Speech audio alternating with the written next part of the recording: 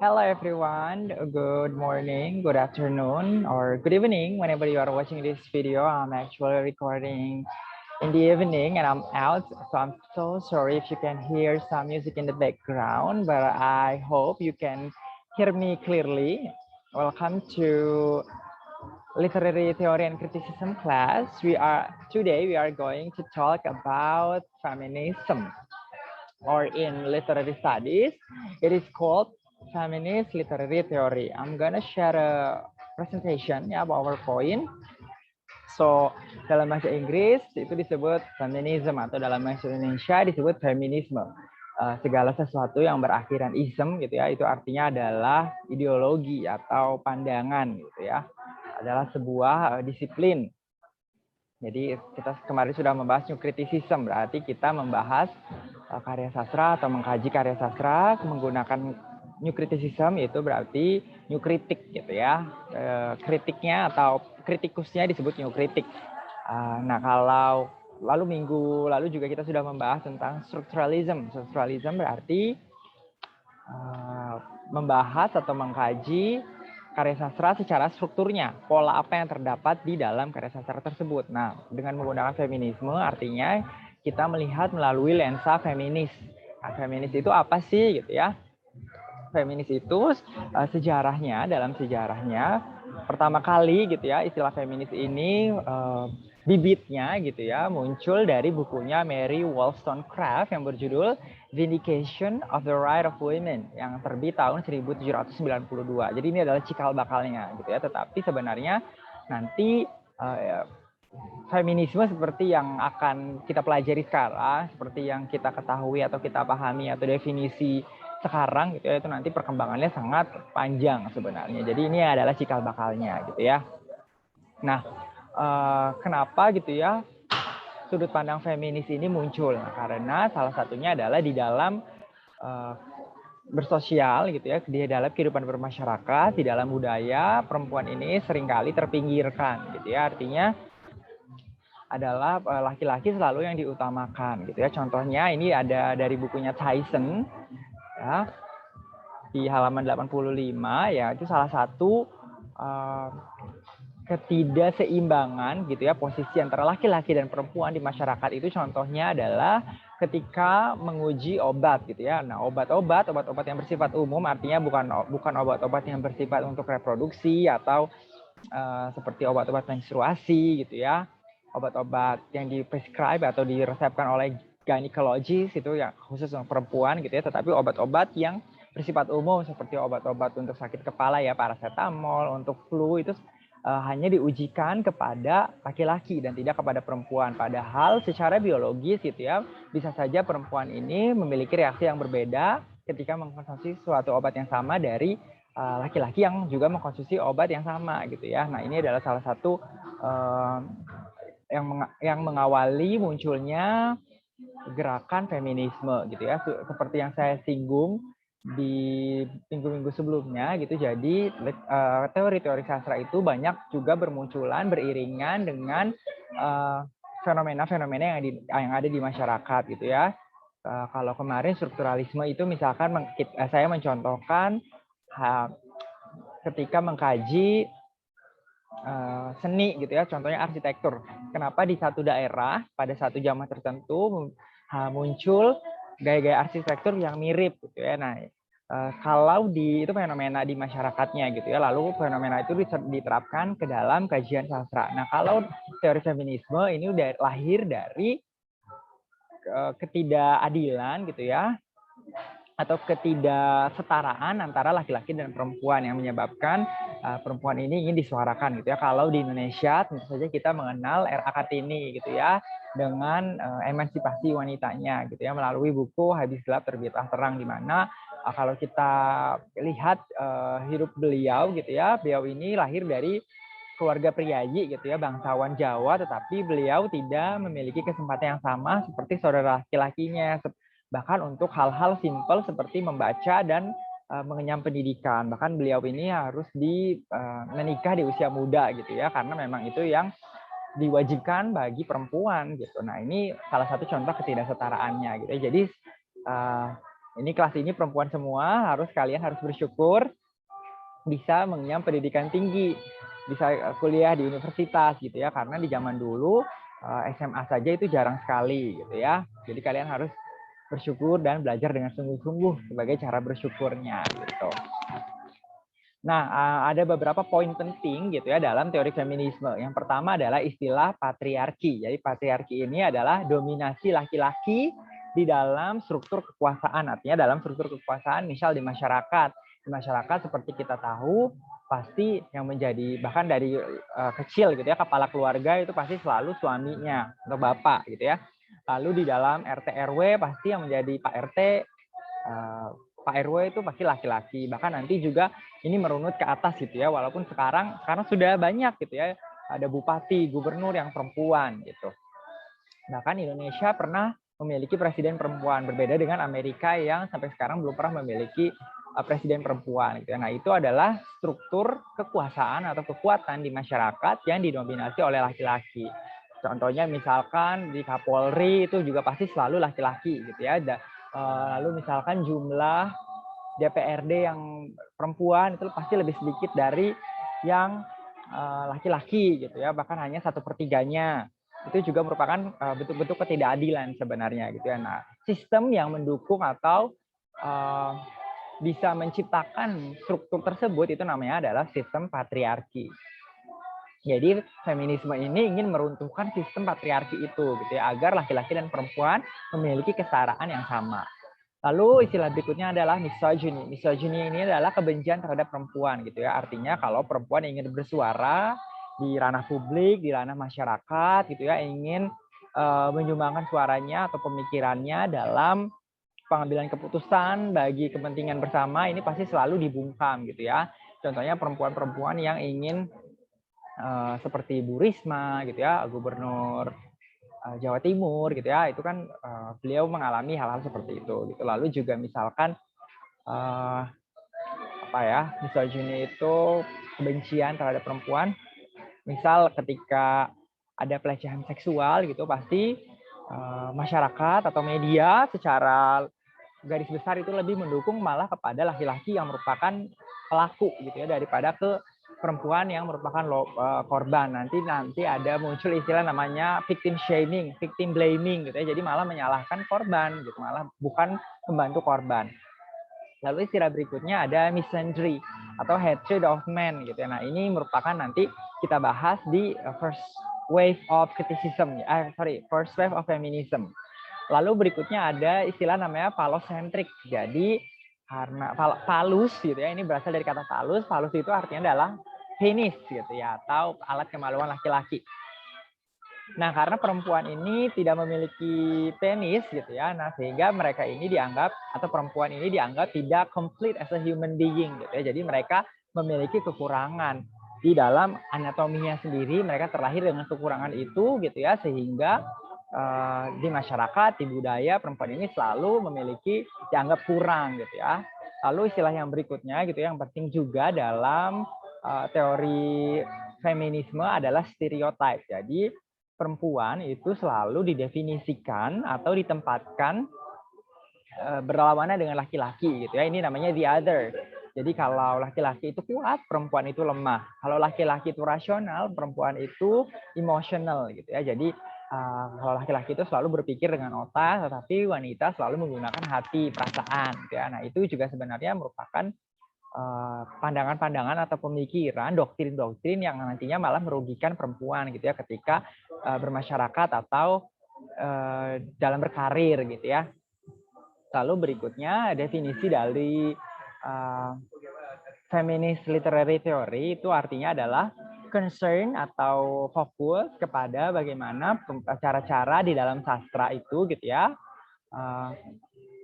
Perempuan itu ditempatkan dalam sisi ekonomi, politik, sosial, dan psikologis, secara psikologis gitu ya. Apakah ada penekanan terhadap perempuan gitu ya. Jadi karena perempuan ini selalu dianggap lebih lemah gitu ya, sehingga terjadi banyak penindasan-penindasan terhadap perempuan. Nah, bentuk-bentuk penindasan ini bisa dilihat dari ranah ekonomi, politik, sosial, dan psikologis gitu ya. Jadi bagaimana si sastra ini baik itu secara sadar ataupun tidak sadar nantinya memunculkan isu-isu ini gitu ya, isu-isu di mana menekan posisi perempuan gitu ya. Lalu juga bagaimana sastra itu menyajikan gitu ya aspek-aspek budaya kita gitu ya, apakah di dalam budaya, di dalam kehidupan masyarakat di sastra tersebut mendukung sistem-sistem atau struktur patriarki gitu ya, dan kalau iya gitu ya, ketika kita menggunakan teori feminisme ini berarti kita harus mengekspos apa saja kebencian terhadap perempuan gitu ya. Misalkan sama-sama qualified gitu ya, ada dua karakter yang sama-sama qualified tapi nantinya yang menang atau terpilih ini adalah yang laki-laki. Ya, itu bisa dianggap sebagai misogyny. Kita juga harus membaca bukti pendukung-pendukung lainnya di sastra itu apa yang mendukung pada kesimpulan kita tersebut gitu ya. Jadi kita harus melihat bukan hanya yang eksplisit atau yang terlihat jelas, terbaca dengan jelas, gitu, tetapi juga kita harus melihat secara implisit, gitu ya, apa saja gitu ya yang ada di dalam budaya atau masyarakat di dalam karya tersebut, gitu ya. Penindasan perempuan itu tidak selalu terlihat secara jelas, gitu ya. Jadi ada yang mungkin dianggap remeh gitu ya, tetapi sebenarnya itu merupakan bentuk penindasan gitu ya.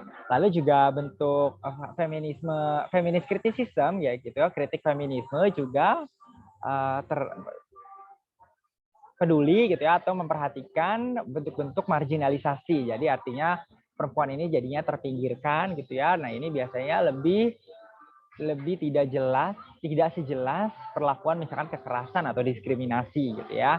Atau juga misalkan ini juga bukan hanya terjadi jadi misalkan jadi banyak karya sastra yang menceritakan tentang perjuangan atau perlawanan perempuan dalam memperoleh kesetaraan itu gitu ya.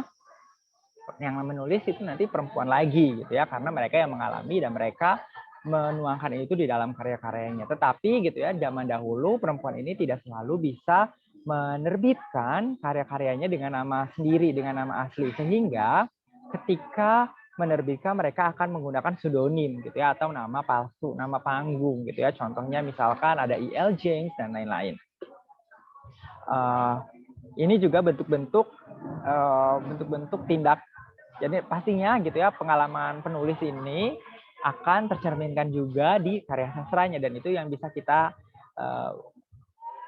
perlihatkan, kita munculkan, kita kaji gitu ya. Kita jadikan sebagai evidence atau bukti adanya marginalisasi, subordinasi atau diskriminasi terhadap perempuan gitu ya. Nah, teori feminisme ini gitu ya ada 3 gelombang. Masing-masing gelombang ini punya karakteristik, punya perjuangan yang berbeda-beda gitu ya yang ingin diperoleh gitu. Yang pertama, first wave feminism itu muncul pada tahun 1848 sampai 1960-an. Jadi kalau tadi cikal bakal feminisme ini muncul di tahun 1790, gerakan atau gelombang feminisme yang sudah mulai terbentuk ini baru muncul hampir 50 tahun kemudian gitu ya. Jadi perjuangannya memang panjang gitu ya.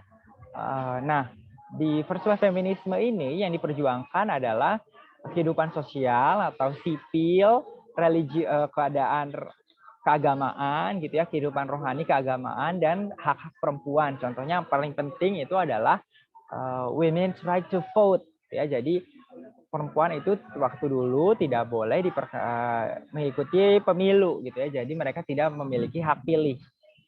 Nah, gerakan yang menyuarakan atau gerakan yang memprotes gitu ya agar perempuan juga memiliki hak pilih itu namanya women's suffrage gitu ya. Selain itu juga first wave feminism ini menyuarakan pentingnya edukasi gitu ya bagi perempuan. Contohnya karena misalkan perempuan ini kan menjaga anak-anak. Nah, ketika mereka menjaga anak-anak, pastinya mereka juga mendidik anak-anak. Nah, bagaimana perempuan ini bisa mendidik anak-anak kalau mereka sendiri tidak terdidik gitu ya. Nah, pemikiran seperti ini yang awal-awalnya gitu ya mulai menyetarakan pendidikan bagi laki-laki dan perempuan gitu, karena perempuan nantinya harus mendidik anak-anak sehingga mereka juga harus punya pendidikan yang bagus gitu ya. Lalu juga employment, jadi zaman dulu tidak semua perempuan bisa bekerja gitu ya. Kalau bahkan sampai sekarang ya, kalau perempuan mau bepergian ke negara yang memiliki visa, perempuan itu harus memiliki izin dari suami gitu ya. Apalagi terlebih lagi zaman dulu gitu ya, sangat kecil sekali pekerjaan-pekerjaan yang dimiliki posisi gitu ya oleh perempuan. Termasuk juga hal yang diperjuangkan adalah hukum-hukum pernikahan. Jadi zaman dulu, terutama kalau di Inggris gitu ya, di Inggris itu ketika perempuan menikah, mereka mendapatkan dowry, tapi mereka tidak mendapatkan inheritance. Jadi mereka hanya seperti apa ya, seperti uang dapur gitu ya. Dowry itu uang yang diberikan ketika perempuan menikah, tapi mereka nantinya tidak, ketika orang tua yang meninggal, mereka tidak mendapatkan warisan. Yang mendapatkan warisan itu hanya anak laki-laki, termasuk juga title gitu ya. Jadi title seperti misalkan Lord, Duke, Duchess gitu ya. Duchess, Lord itu lady, itu hanya bisa diperoleh oleh laki-laki, perempuan ini tidak bisa gitu ya. Jadi seperti kalau zaman dulu kan sampai sekarang di Inggris itu kan masih ada Duke, Lord, jadi anaknya ketika mereka meninggal mereka harus punya anak laki-laki untuk memiliki estate gitu ya, atau tanah, perumahan, hasilnya gitu ya. Kalau tidak memiliki anak laki-laki nanti diserahkan ke adik atau keponakan gitu. Jadi harus punya anak laki-laki. Nah, ini juga yang disuarakan gitu ya pada first wave feminism atau gelombang pertama feminisme.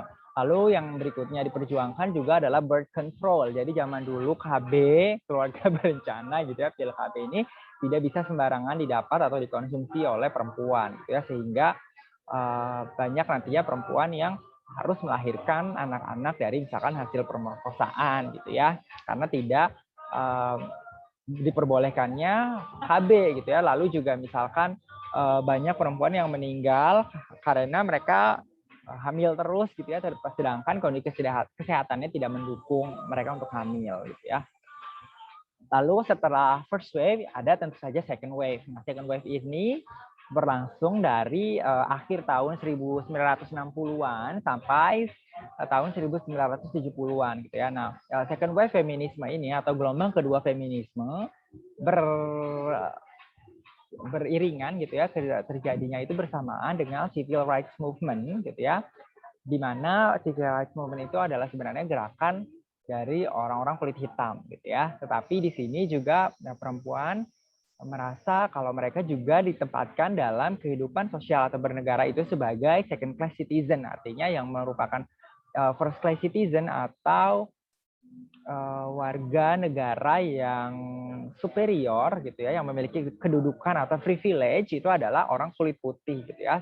Lalu orang kulit hitam menyuarakan hal itu dan perempuan juga berbarengan di situ gitu ya. Ini nanti berujung di tertembaknya Martin Luther King Jr. ya. Jadi kalian bisa nonton filmnya, ini banyak sekali tentang Martin Luther King. Jadi di situ juga nanti ada isu-isu perempuan yang dibawa sebenarnya. Gitu ya. Nah, kalau tadi di first wave feminism yang disuarakan adalah hak pilih saat pemilu gitu ya. Kalau di gelombang kedua feminisme, hak yang diperjuangkan adalah new social movement. Artinya adalah wanita ini ingin masyarakat gitu ya, termasuk sesama bukan hanya laki-laki gitu ya, tetapi juga sesama perempuan agar sadar tentang adanya seksisme. Jadi seksisme ini sama dengan patriarki gitu ya. Jadi merendahkan perempuan dan menganggap laki-laki lebih superior gitu ya. Dan juga melegalkan aborsi, karena aborsi ini juga ada yang karena misalkan kondisi kesehatan sebenarnya dia tidak fit atau tidak sehat untuk hamil, tetap apalagi untuk melahirkan gitu ya, sehingga mereka ini memerlukan aborsi. Tapi bahkan sampai sekarang di beberapa negara bagian di Amerika aborsi itu tidak boleh, dianggap ilegal gitu ya.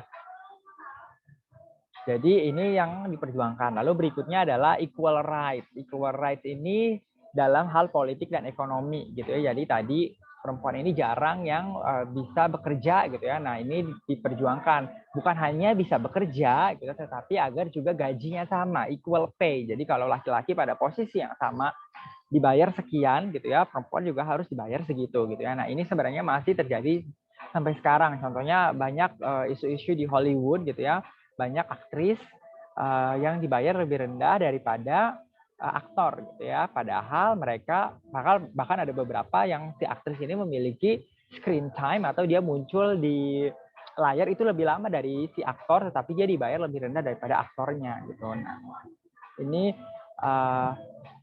harus equal pay, jadi pembayarannya ya harus setara, bukan melihat laki-laki atau perempuannya, tetapi berdasarkan memang kapabilitasnya gitu ya. Lalu berikutnya juga gaining sexual liberation. Jadi perempuan zaman dulu walaupun di dunia barat gitu ya, di Amerika, di Inggris, tetapi perempuan itu tidak bisa juga misalkan berpakaian terbuka gitu ya, berpergian malam gitu ya.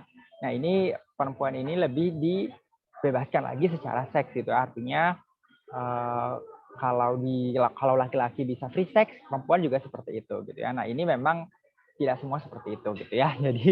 Jadi jangan take for granted. Ini saya hanya menjelaskan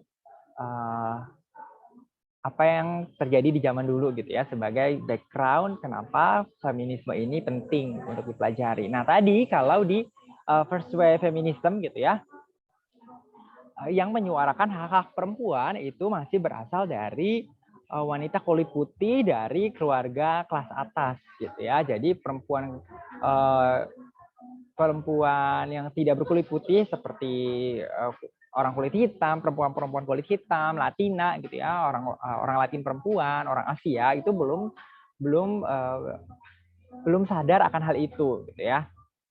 Dan first wave feminism ini melahirkan aliran gitu ya. Jadi masing-masing gelombang itu nanti melahirkan aliran. Nah, di gelombang pertama ini yang lahir adalah radical feminism. Radical feminism ini nantinya muncul tadi ada misogyny, ada lagi misandry, yaitu kalau misogyny adalah kebencian terhadap perempuan, misandry adalah kebencian terhadap laki-laki. Nah, ini yang sering dikaitkan dengan hasil dari gelombang pertama feminisme, yaitu radical feminism. Jadi radical feminism ini sering dianggap melahirkan perempuan-perempuan atau wanita-wanita lesbian gitu ya, yang membenci laki-laki gitu kan, nanti dia tidak mau menikah dan lain-lain.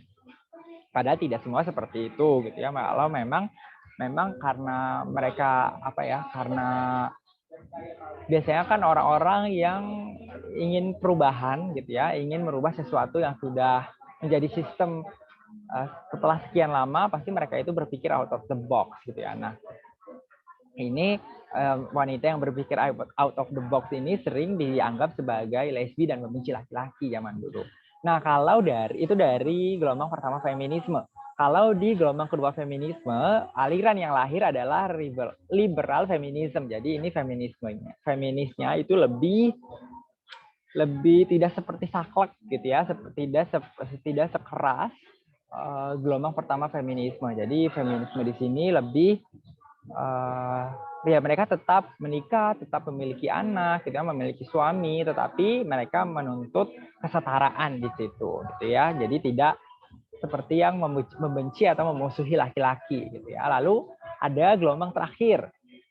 Gelombang terakhir atau disebut third wave feminism atau gelombang ketiga feminisme ini muncul di tahun 1980-an sampai 1990-an gitu ya. Nah, tadi kalau di gelombang pertama feminisme yang menyuarakan hak-hak perempuan itu berasal dari wanita-wanita kulit putih dari upper middle gitu ya. Artinya mereka orang kaya atau keturunan orang kaya gitu ya, aristokrat.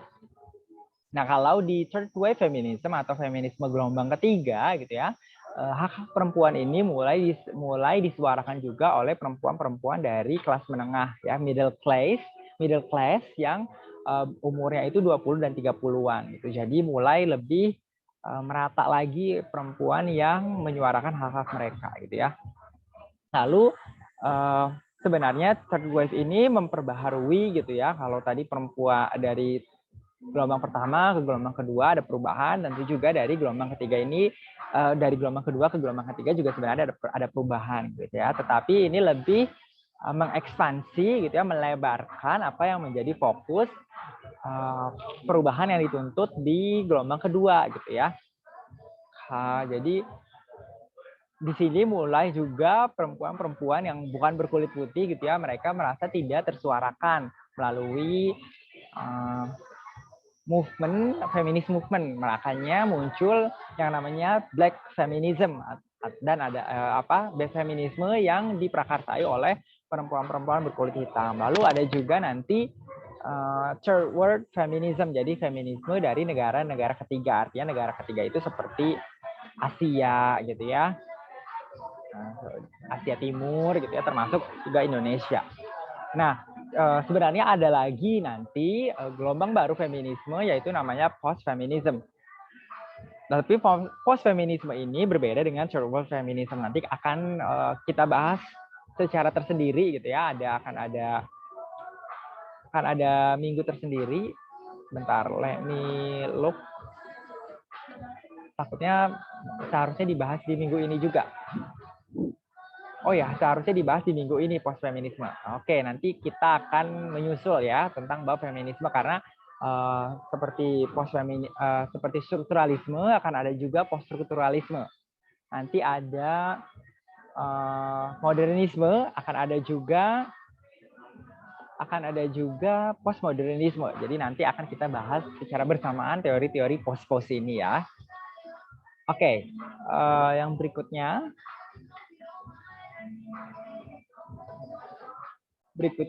ya kita akan membahas tentang persamaan dari kesemua gelombang-gelombang tadi gitu ya, walaupun memiliki fokus dan melahirkan gerakan-gerakan yang berbeda, aliran-aliran yang berbeda, tetapi ketiga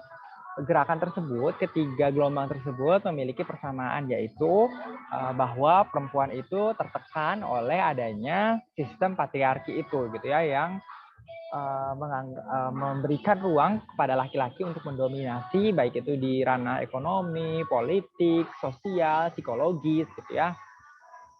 Jadi dominasi laki-laki inilah yang menyebabkan perempuan jadi tertekan gitu ya posisinya. Lalu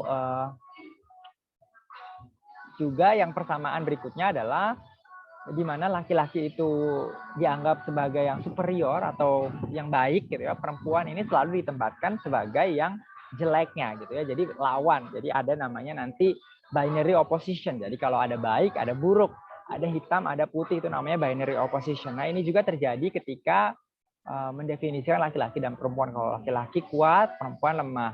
Kalau laki-laki itu realistis, perempuan itu emosional gitu ya, tadi seperti yang saya jelaskan. Nah, ini juga nantinya definisi ini terbawa juga ketika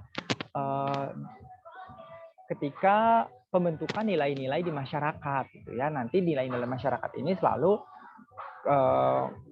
perempuan gitu ya. Contohnya misalkan ada perempuan yang dilecehkan, nanti malah perempuan itu yang disalahkan karena kamu pakai pakaian minim dan ketat gitu ya. Seperti itu. Nah, itu sebenarnya merupakan efek-efek atau dampak-dampak dari sistem patriarki itu gitu ya, yang ada di masyarakat. Lalu berikutnya ini ada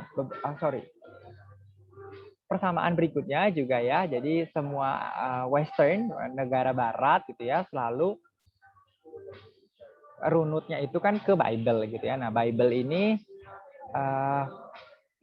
selalu karena zaman dulu ya Adam and Eve. Jadi Adam dan Eve itu kan dibuang atau diturunkan dari surga itu karena Adam tergoda oleh Hawa. Jadi Hawa ini karena makan buah huldi ya, atau apple kalau dalam Bible. Jadi Adam itu memakan buah apple karena Hawa makan buah apple gitu ya. Jadi sampai sekarang, nah ini berakar dari situ sampai sekarang perempuan ini selalu disalahkan bahkan untuk tindakan-tindakan jelek yang dilakukan laki-laki gitu ya. Lalu berikutnya ini secara biologis gitu ya, karena perempuan itu tidak memiliki penis, maka mereka selalu dianggap kurang gitu ya, baik secara intelektual gitu, secara profesional, secara kesehatan, ya pasti dianggap selalu lebih lemah karena memang mereka namanya phalocentrism itu gitu ya, menganggap karena laki-laki memiliki penis, makanya mereka selalu lebih maskulin gitu ya. Jadi ada pertentangannya adalah maskulin dan feminin gitu ya. Karena perempuan tidak memiliki penis, maka laki-laki itu maskulin, sedangkan perempuan itu feminin, yang identik dengan lemah, emosional, dan lain-lain. Jadi lalu berikutnya persamaan dari ketiga gelombang ini gitu ya, dari gerakan perempuan atau gerakan feminisme ini, feminist movement gitu ya, tujuannya itu hanya satu sebenarnya, termasuk banyak cabang-cabang gerakan feminisme gitu ya. Salah satunya adalah dalam teori dan kritik sastra, tujuannya adalah merubah dunia agar laki-laki dan perempuan itu dianggap setara gitu ya. Jadi prompting gender equality. Nanti mungkin di bab gender studies saya akan menjelaskan perbedaan antara seks dan gender. Jadi kalau tadi karena perempuan itu tidak memiliki penis gitu ya secara alat kelamin, mereka dianggap lebih lemah gitu ya. Nah, tapi itu kan seks, gender itu berbeda lagi. Nah, sebenarnya secara gender perempuan dan laki-laki ini ya sama saja gitu ya. Kalau secara pemikiran, intelektualitas dan lain-lain, integritas itu ya sebenarnya laki-laki dan perempuan bisa memiliki kesetaraan yang sama gitu. Balik lagi ke pribadi yang masing-masing. Jadi tingkat perbedaan intelektualitas, integritas itu bukan berdasarkan kelaminnya gitu ya. Nah, lalu berikutnya adalah isu-isu gender gitu ya, atau perbedaan antara laki-laki dan perempuan ini nantinya mempengaruhi berbagai aspek di kehidupan manusia, termasuk aspek produksi produk-produk budaya gitu ya. Salah satunya adalah sastra. Jadi nanti karena laki-laki tidak memiliki pengalaman yang sama dengan perempuan, nanti isu-isu feminisme itu diangkat lagi dalam sastra oleh perempuan juga gitu ya, karena laki-laki tidak memiliki pengalaman itu. Tapi kalau sekarang banyak juga laki-laki yang mulai memunculkan isu-isu perempuan gitu ya. Jadi kesetaraan gender itu mulai diangkat juga oleh penulis-penulis laki-laki gitu ya. Sekarang kalau zaman dulu ya tidak. Gitu. Lalu berikutnya, ini adalah pertanyaan research questions, pertanyaan penelitian yang biasanya digunakan ketika kita menggunakan teori feminisme untuk mengkaji karya sastra. Gitu ya. Jadi bagaimana hubungan penggambaran antara laki-laki dan perempuan gitu ya. Apakah ada seperti tadi the other itu binary opposition. Nah, kalau laki-lakinya kuat berarti perempuannya lemah. Apakah seperti itu gitu ya. Lalu bagaimana hubungan kekuasaan antara laki-laki dan perempuan. Jadi misalkan perannya bagaimana perempuan ini laki-laki dan perempuan ini menjalani kehidupan bermasyarakat gitu ya. Apakah mereka memiliki peran yang sama di kehidupan bermasyarakat atau berbeda gitu ya. Lalu bagaimana aktivitas-aktivitas di masyarakat itu gitu ya nanti diberikan kepada laki-laki atau perempuan. Nanti biasanya memang penceritaannya, penggambaran karakternya itu disesuaikan dengan setting atau zamannya gitu ya. Kalau zaman sampai sekarang mungkin ketika menuliskan cerita yang berbasis di Arab, tentu saja perempuan masih memiliki peran yang lebih domestik gitu ya. Jadi peran-peran yang di rumah berbeda. Tidak seperti laki-laki yang bisa pergian keluar bekerja di luar gitu ya. Lalu bagaimana maskulinitas dan femininitas itu dimunculkan di dalam karya sastra. Misalkan apakah perempuan digambarkan sebagai karakter yang tomboy sedangkan laki-laki yang feminin gitu ya. Nah, itu juga kan bisa terjadi gitu ya. Lalu berikutnya bagaimana karakter-karakter ini apakah mereka mengacu kepada pola-pola kelaki-lakian dan keperempuan-perempuanan dalam menggambarkan karakter laki-laki dan perempuan gitu ya. Apakah ada yang berbeda? Apakah ternyata sama plek gitu ya, seperti yang perempuan itu ya harus lemah, emosional, bodoh gitu ya, tidak sekolah dan lain-lain. Atau misalkan perempuan bekerja di ranah-ranah yang tidak melibatkan aktivitas fisik gitu ya dan lain-lain. Lalu point of interest-nya gitu ya, selain kalau tadi adalah bentuk pertanyaan, ini adalah bentuk-bentuk poin-poinnya gitu biasanya yang dikaji dalam penelitian sastra menggunakan teori feminisme itu adalah diskriminasi. Jadi diskriminasi di dalam masyarakat dan di lingkungan pekerjaan gitu ya. Apakah ketika bekerja perempuan ini mengalami perbedaan misalkan di satu posisi yang sama, tetapi si perempuan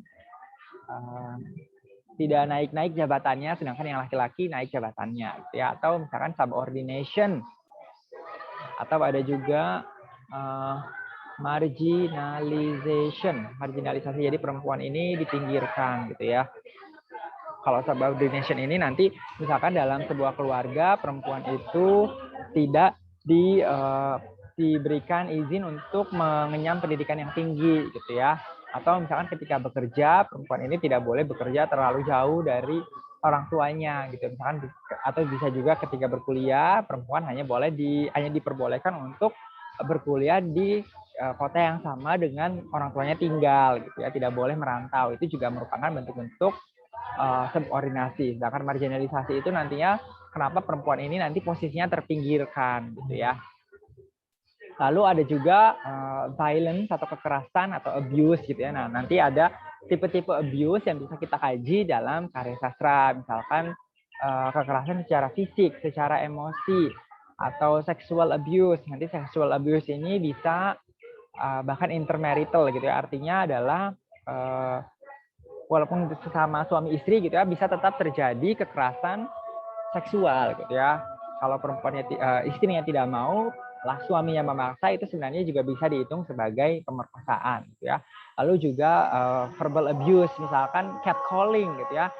Perempuan disuit-suitin, gitu ya, di hai cantik, gitu ya, di goda-goda seperti itu juga sebenarnya merupakan bentuk dari verbal abuse sebenarnya. Lalu nanti juga bisa dikaji bagaimana perempuan ini overcoming atau keluar dari diskriminasi, kekerasan, sebuah organisasi, marginalisasi yang menimpa dirinya, gitu ya. Bagaimana misalkan apakah perempuan itu bisa melepaskan dari diskriminasi melalui pekerjaan, gitu ya. Atau misalkan bisa juga perempuan lepas dari kemiskinan dengan menikah ke laki-laki yang kaya. Nah, apakah itu termasuk ke dalam bentuk stereotyping perempuan, gitu ya. Jadi terkesannya seperti perempuan ini melepaskan dari kemiskinan, padahal sebenarnya dia masih di bawah pengaruh laki-laki juga, gitu ya. Nah, itu merupakan hal yang seru untuk dikaji juga, gitu ya. Lalu berikutnya ini beberapa daftar buku-buku dan tokoh-tokoh ya, seperti saya singgung di minggu-minggu lalu. Kalau kalian mau mengambil satu teori, gitu ya, kalian tentukan juga teori siapa. Jadi penulisnya siapa yang ingin kalian fokus. Jadi masing-masing penulis, masing-masing pencetus teori itu memiliki sudut pandang masing-masing, memiliki fokus masing-masing. Nah, yang kalian ingin gunakan dalam analisis kalian itu poin apa, dan nanti disesuaikan dengan teorinya siapa. Nanti bukunya siapa yang dibaca. Nah, sebagai pengantar, sebagai agar kita paham dasarnya, gitu ya, boleh kita membaca buku-buku companion, boleh membaca buku-buku introduction. Tetapi kalau untuk analisa kita harus membaca buku babonnya, gitu. Babon ini adalah canon atau buku asli si penulis yang mencetuskan teori-teori itu, gitu ya. Oke, sampai sini penjelasan saya tentang materi feminisme. Ingatkan saya masih kurang materi post-feminisme yang akan saya jelaskan di materi bersamaan dengan materi-materi post-post lainnya ya, seperti post-strukturalisme dan post-modernisme dan post-kolonialisme nanti ada juga. Oke, terima kasih. Kalau ada pertanyaan kita bisa diskusi melalui forum WhatsApp atau bisa kita adakan kembali sesi Zoom seperti ini. Oke, terima kasih semuanya. Thanks for watching.